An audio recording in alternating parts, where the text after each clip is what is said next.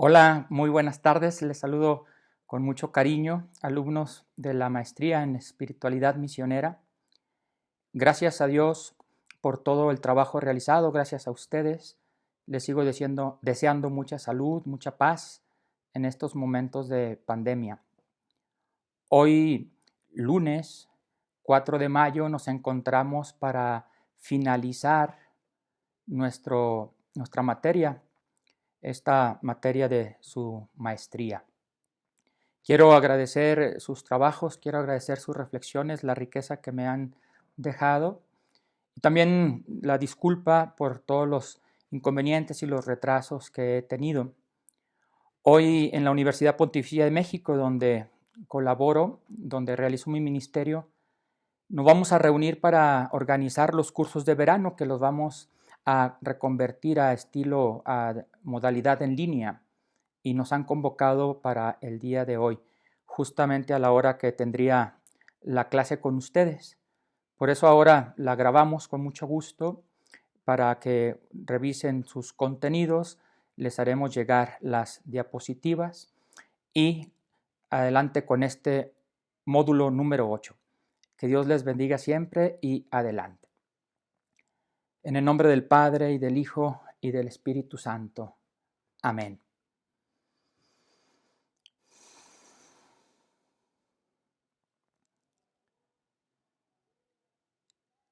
La espiritualidad misionera, como dijimos en nuestro primer módulo, tiene su fuente y su culmen, como lo tiene toda teología y toda espiritualidad cristiana, en el misterio de la Trinidad. Fuimos descubriendo cómo este misterio trinitario se va revelando en la persona de Jesucristo, la palabra del Padre, y cómo el Padre y el Hijo nos envían al Espíritu Santo. Ahí se ancla, tiene la base, la fuente, toda espiritualidad misionera. Hemos descubierto cómo el Padre educa a su pueblo, Jesús forma en su pueblo, forma en nosotros sus mismos sentimientos de hijo, y cómo el Espíritu Santo acompaña a lo largo de la historia a su iglesia, a su pueblo. Esta presencia trinitaria se hace presente a través de las mediaciones pobres y sencillas de cada uno de nosotros desde nuestro bautismo. Por eso, donde está la misionera o el misionero, ahí está presente la Trinidad. Tú y yo también educamos, formamos, acompañamos. Pero hemos dicho que esa experiencia solo es posible en la medida que nosotros primero nos dejemos educar, nos dejemos formar y nos dejemos acompañar. A lo largo de la historia de la Iglesia, como hemos visto, la historia de la humanidad, la historia del pueblo de Israel, hay modelos de misioneros. Hemos dicho que el primer misionero del Padre es Jesús de Nazaret, y luego el Padre y el Hijo envían en misión a favor nuestra al Espíritu Santo. La iglesia misionera que nace en Pentecostés. Y dice el Concilio Vaticano II que un miembro preeminente de la iglesia es María, madre y hermana nuestra. Madre de Dios, madre nuestra, pero también hermana porque ella misma se ha hecho discípula del Señor como nosotros lo queremos ser. Por eso en este módulo número 8, con el que concluimos esta materia de la maestría, queremos presentar el modelo de María y el modelo de María de Guadalupe como paradigma de evangelización inculturada. Entonces tendremos dos grandes temáticas en este módulo. La espiritualidad misionera, donde me entretendré un poco más, seré más explícito, espiritualidad misionera en esta videoconferencia, y María de Guadalupe como modelo de inculturación, como madre de la nueva creación, a través del texto bellísimo de Virgilio Elizondo, de las lecturas que han realizado y de los trabajos en las actividades de aprendizaje que van a comentar. Entonces, en esta videoconferencia me extenderé en la espiritualidad mariana y dejaré solamente algún comentario breve al final para hablar de María, Madre de la Nueva Creación, a cuyo texto y traducción del Nican Mopowa, muy fresco, muy nutritivo, según Virgilio Elizondo, se han acercado y se van a acercar ustedes en estos días. Bien, al hablar de espiritualidad mariana, quisiera compartir 5 momentos. Primero, la espiritualidad mariana hoy. Segundo, María en la vida espiritual a la luz de la palabra de Dios. Tercero, formas históricas de espiritualidad mariana. Es muy interesante, recuerden que la historia es la maestra de la vida y es muy interesante hacer un breve análisis histórico de las concepciones marianas que se han tenido a lo largo de la historia, porque eso ya implica una manera de evangelizar, una manera de presentar el mensaje del reino, una manera de concebir este modelo que para nosotros es María de Nazaret.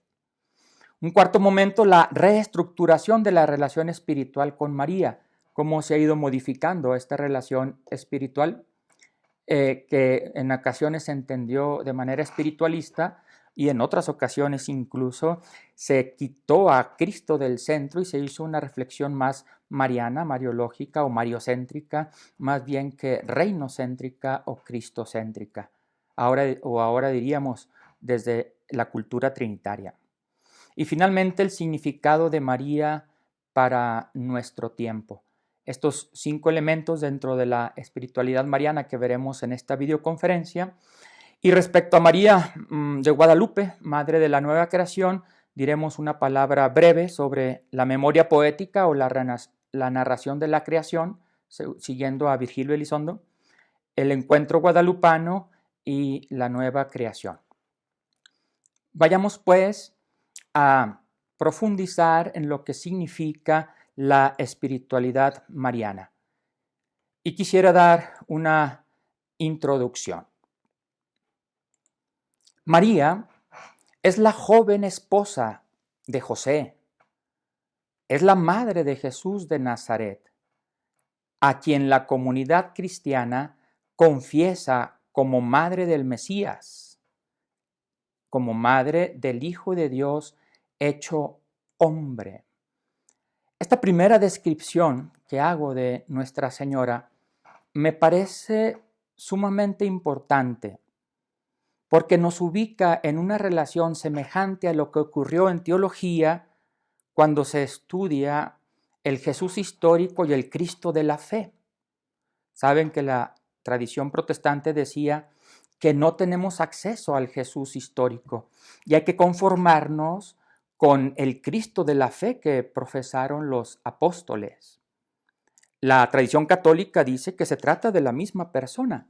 El Jesús que habló y predicó es el mismo que ha sido ahora profesado por la fe cristiana como el Mesías, como el ungido de Yahvé, el Christos. Jesucristo es la expresión modélica para unir esta realidad en Jesús, el Jesús histórico, el Cristo de la fe.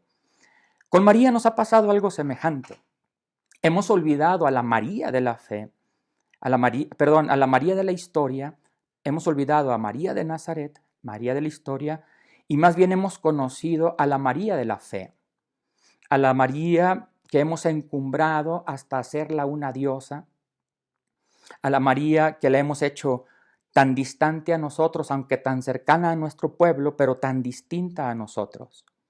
Aquí trato de recuperar esta expresión de la María de la historia, para descubrir que esta María fue una joven judía. Esta joven estuvo casada con José, desposada con José. Esta joven es madre del Hijo de Dios, Jesús de Nazaret. Y a esta hermana nuestra, a esta mujer, a esta joven de Nazaret, posteriormente la comunidad cristiana va a confesar como madre del Mesías, del Hijo de Dios hecho hombre. Esta puntualización me parece necesaria al momento de abordar la espiritualidad mariana, para redescubrir que estamos delante de un modelo personal, personificado, de un individuo en la historia que fiel a la respuesta de la misión a la que Dios le invita, va respondiendo con su vida toda. El significado del nombre de María también nos puede ayudar a redescubrir esto, la importancia de María, la mujer de carne y hueso, no la diosa, sino la mujer, la compañera de camino nuestro, la discípula del Señor, la primera creyente. María es un nombre que deriva del compuesto egipcio y hebreo Mir o Mirya o Miryam, que significa la amada de Yahvé. Muy interesante. Yahvé ama a sus hijos, ama a sus hijas, ama a su pueblo. A esta mujer Yahvé la ama. Y también otra raíz que la hace derivar del ugarítico Mrim, que significa altura o la excelsa, la sublime. Creo que en la devoción popular y en nuestra espiritualidad mariana hemos recurrido como más a esta raíz para descubrir a María como la excelsa, la sublime. Y lo es, como miembro preeminente de la comunidad eclesial, del cuerpo de la iglesia. Cristo la cabeza, María un miembro muy especial en este cuerpo místico. Entonces, yo prefiero ir a la raíz Miryam, que significa la amada de Yahvé, una mujer amada por Yahvé, invitada a su obra de salvación.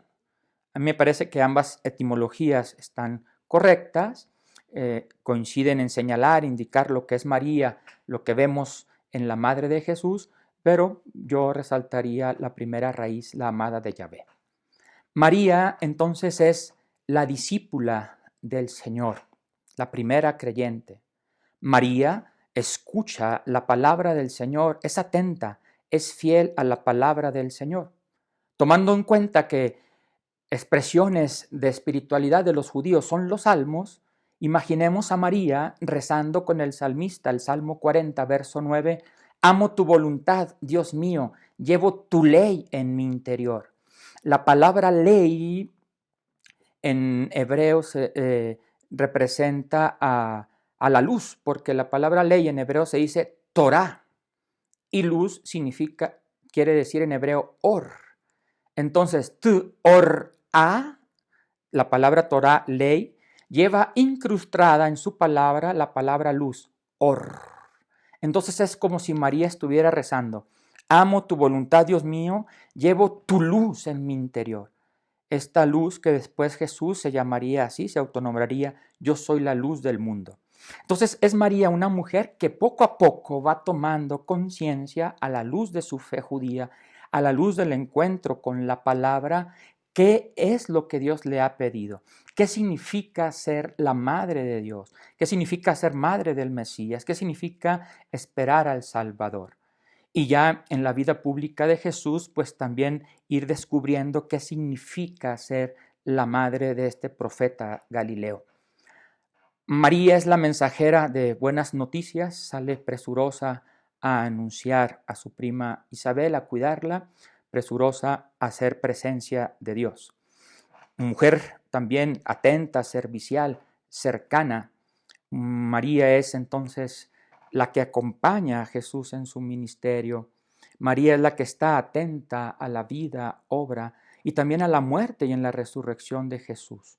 María está presente en el dolor y en el gozo de Pentecostés al recibir al Espíritu que anima a su iglesia y le acompaña. Me gusta sintetizar la experiencia de María en la historia de la salvación con 5 palabras en distintos idiomas, sobre todo el latín, el hebreo, para resaltar, digamos, el papel en la historia de la salvación de la Santísima Virgen María, y creo que estas 5 palabras la sintetizan.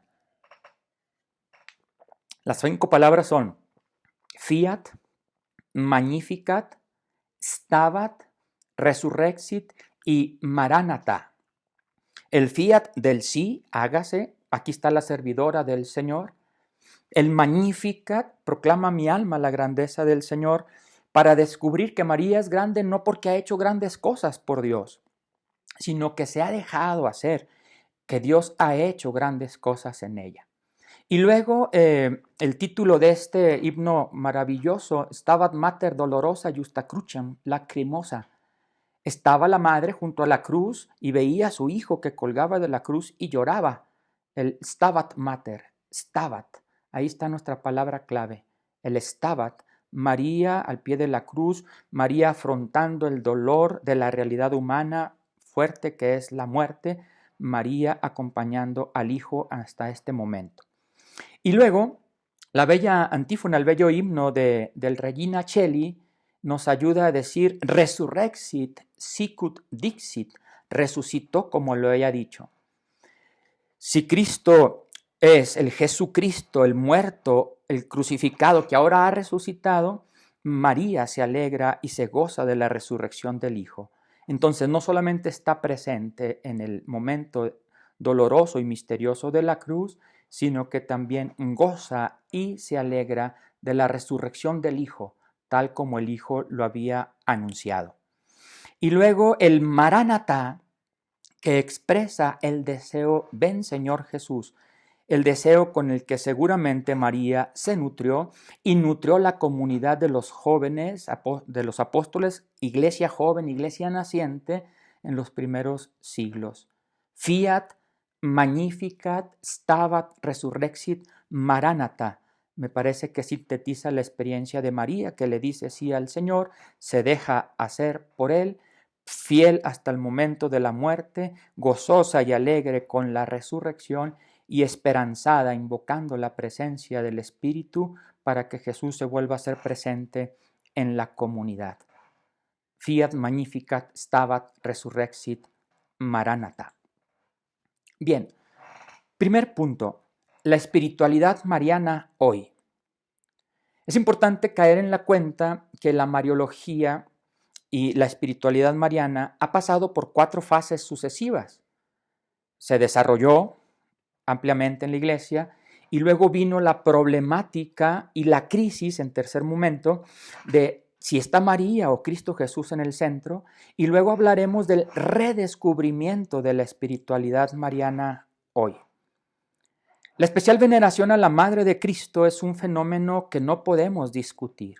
Está presente en toda la historia de la iglesia.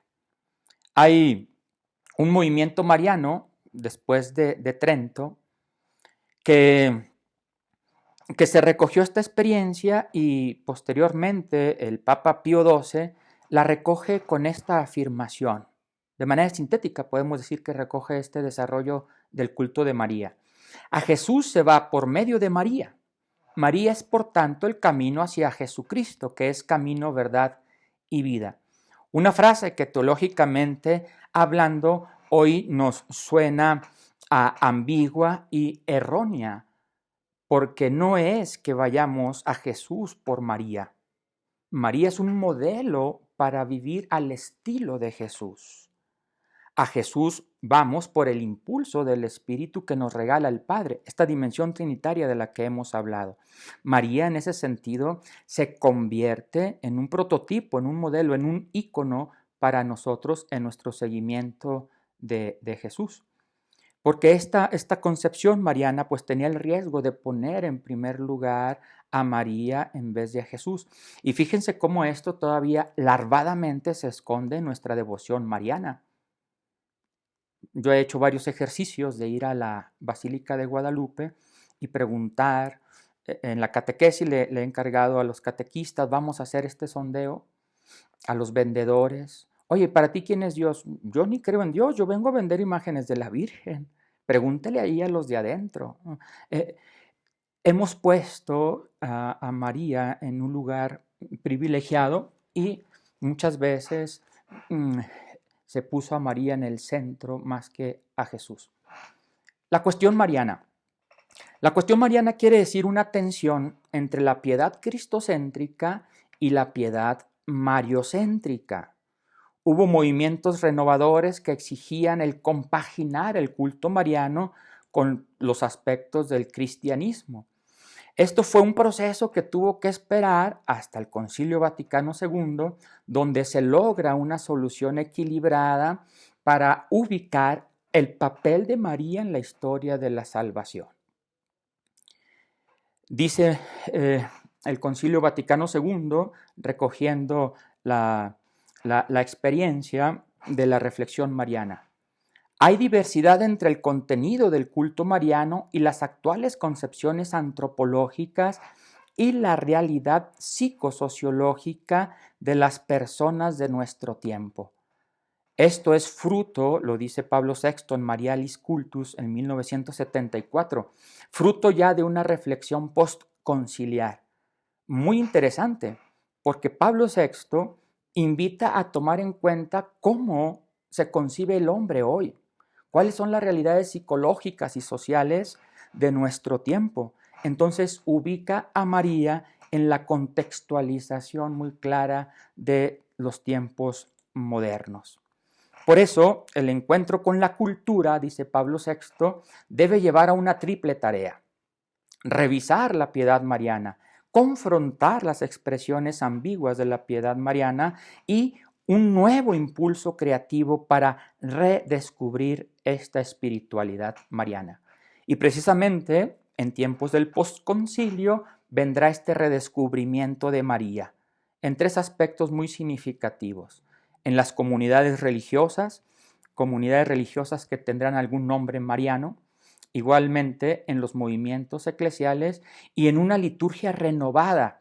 Muy interesante esto, porque la liturgia pondrá en el centro de la celebración a Cristo Jesús, y los misterios de la vida de María coincidirán o responderán a una base cristocéntrica. Por poner un ejemplo, el 15 de agosto celebramos la Asunción de la Santísima Virgen María.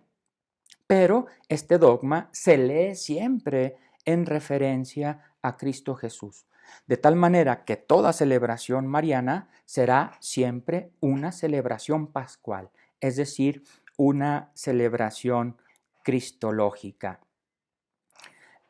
La fiesta de Santa María Reina, 22 de agosto, se celebrará a los 8 días de esta fiesta de la Asunción. La Asunción a los cielos de María tendría una octava y luego ser proclamada como Reina y Señora de cielo y tierra, pero siempre en referencia al misterio trinitario. María como hija de Dios, como madre de Jesús, esposa del Espíritu Santo.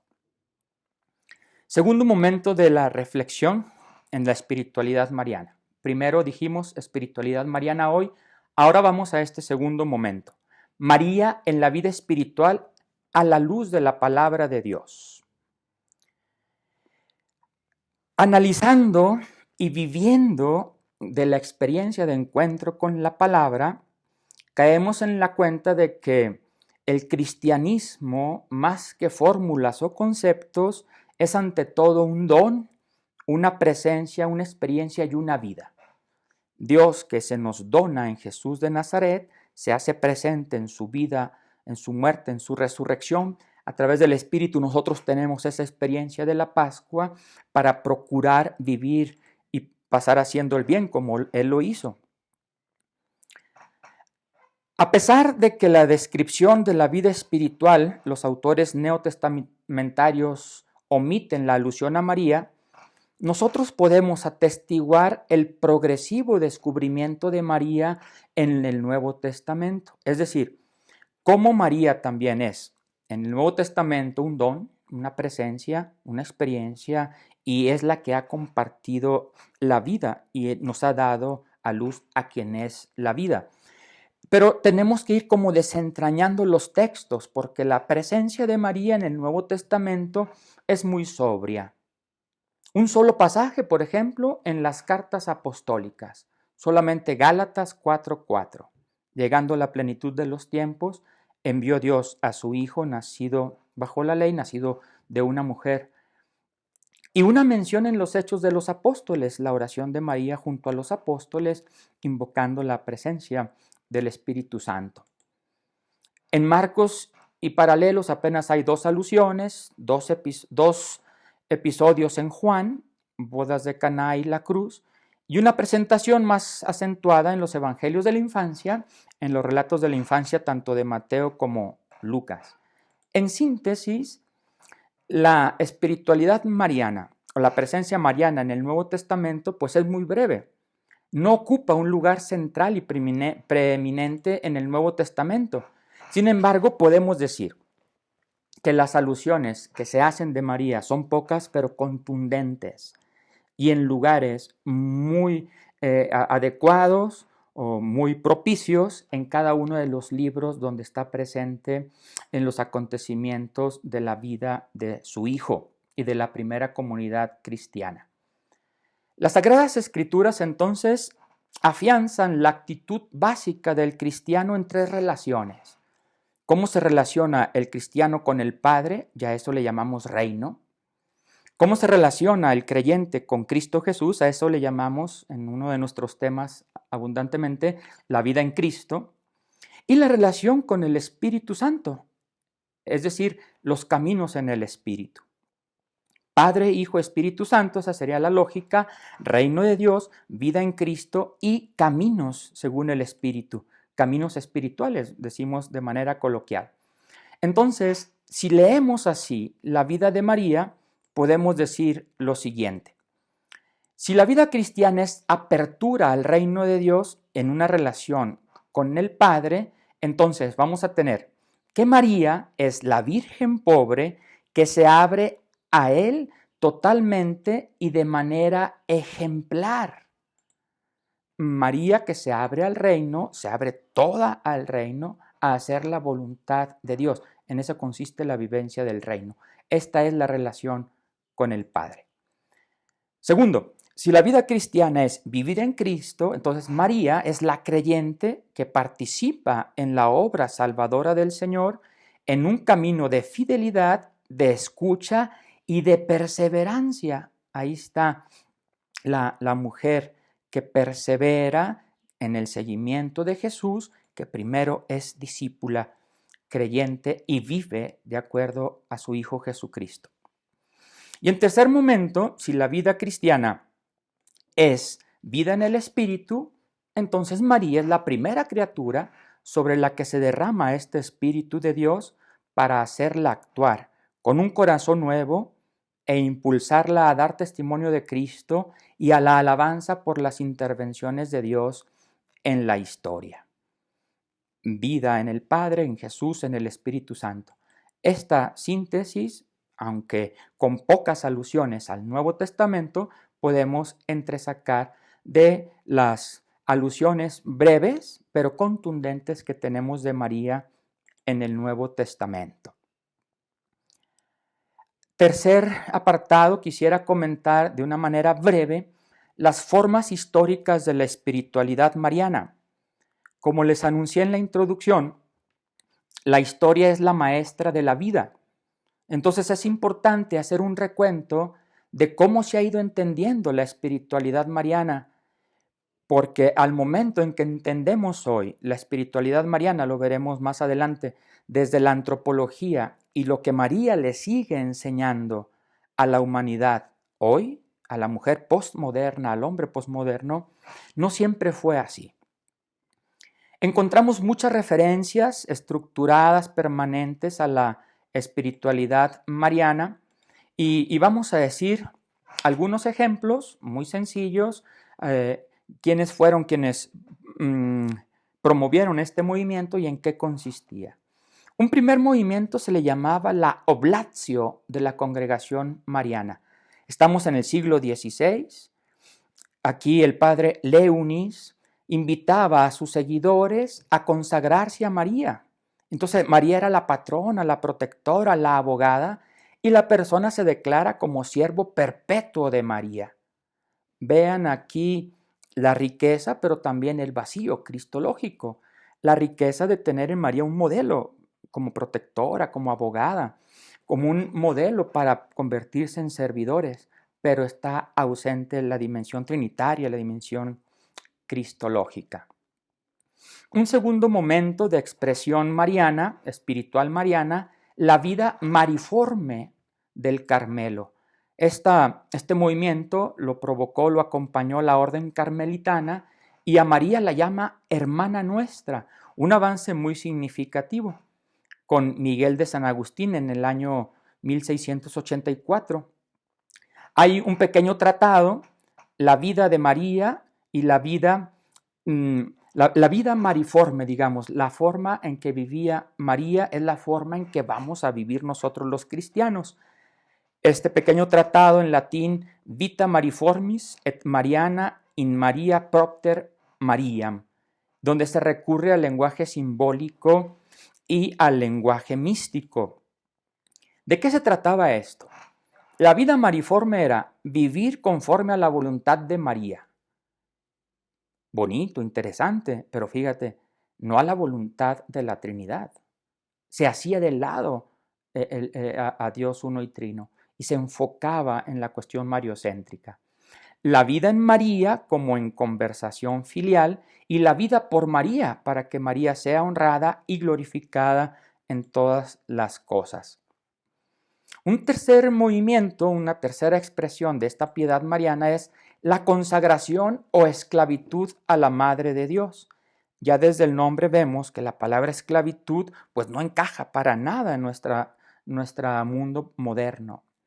Estamos en el siglo XVII y estamos viviendo una concepción pesimista del hombre, el hombre que debe someterse a una esclavitud como entrega total.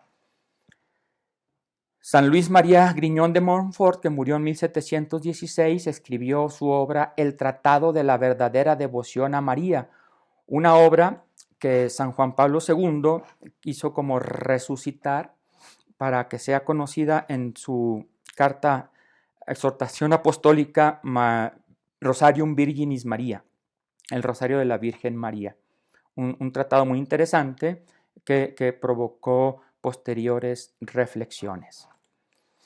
Otra expresión del culto mariano lo tenemos en la alianza con María. El fundador de los hermanos marianistas, el padre Chamanade, en 1850, decía que la alianza con amor incluye una elección, un compromiso, una unión. Pero bueno, esta alianza se hace con María. La crítica que hacemos es que no es una alianza que se haga con la Trinidad o con Dios. Aquí la obra central o la obra icónica es el libro El conocimiento de María. Otra expresión en la devoción y en la espiritualidad mariana es vivir la vida de María. Ahora el fundador de los padres maristas, Colín, muerto en 1875, propone la identificación con María como una actitud permanente de vida. Fíjate qué interesante otra vez. Sí, con María como un modelo, como un ejemplo de vida, pero no con Jesús. Aquí quizá está el vacío más delicado de estas expresiones devocionales, de estas expresiones espirituales marianas, que dejan la Trinidad, que dejan la cristología de lado y ponen a María en el centro, cuando ella misma dice ser la discípula, ¿no? Que es también precisamente uno de los mensajes centrales en María de Guadalupe. Yo soy la madre del verdadero Dios por quien se vive. Yo no vine a anunciarme a mí, vine a anunciar a Jesús, que es quien revela al Padre, el verdadero Dios por quien se vive. A manera de conclusión de este apartado, de este recorrido histórico en las devociones y en la espiritualidad mariana, quiero decir lo siguiente. La Marialis Cultus nos indica cómo se ha de valorar el desarrollo de la relación con María. Y en el número 36, Pablo VI dice en Marialis Cultus: la Iglesia, cuando considera la larga historia de la piedad mariana, se alegra comprobando la continuidad del hecho cultual, pero no se vincula a los esquemas representativos de las varias épocas culturales ni a las particulares concepciones antropológicas subyacentes, y comprende cómo algunas expresiones de culto perfectamente válidas en sí mismas son menos aptas para hombres pertenecientes a épocas y civilizaciones distintas. Por eso, al releer este párrafo contundente de Pablo VI, son necesarias algunas tareas. verificar las formas de espiritualidad mariana a la luz de la palabra de Dios. Segundo, mantener los valores de esta devoción mariana y aceptar sus invitaciones, pero siempre purificándolas a la luz de la palabra de Dios. Es necesario también prescindir de los elementos ligados a un contexto cultural distinto al nuestro. Por ejemplo, cuando decimos la palabra esclava del Señor a servidora del Señor, esclava del Señor en un ámbito y una cultura de donarse totalmente como esclavos de Dios, se aceptaba. Hoy, en una cultura de la emancipación, de la libertad, es difícil la aceptación de esta expresión. Es importante entonces llegar a una reestructuración de la relación cristiana con María que responda a la vida eclesial de nuestros días. De esta reestructuración vamos a hablar en el siguiente video. Tómense un descanso. Gracias.